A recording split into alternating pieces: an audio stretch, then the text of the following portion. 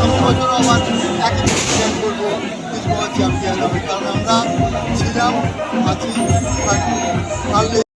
ইস্টবেঙ্গলের এই 22 বছর বাদে এই অপেক্ষার অবসান, আজকে ইস্টবেঙ্গল ক্লাবে এসে কি অনুভূতি হচ্ছে? ভালো, ইস্টবেঙ্গল ক্লাব আমাদের আমন্ত্রণ জানিয়েছে, আমরাও এসছি। এটা ইস্টবেঙ্গল ক্লাব সবসময় যখনই যেতে ইস্টবেঙ্গল হোক মোহনবাগান হোক তারা আমাদের আমন্ত্রণ করে, ওর প্রাক্তন খেলোয়াড়দের।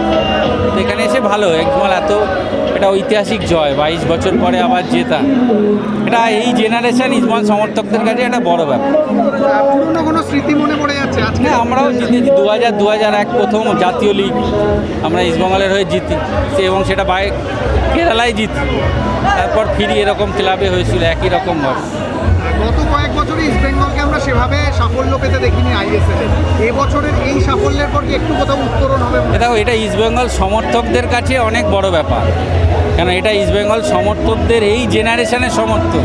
ধরো 22 বছর জেতেনি মানে একটা জেনারেশনের সমর্থকরা জয়টা দেখেনি, এই জয়টা আগামী দিনের এবং যারা এতদিন সাফল্য দেখেনি তারা এবং নতুন প্রজন্মকে উজ্জীবিত করবে এই সাফল্য।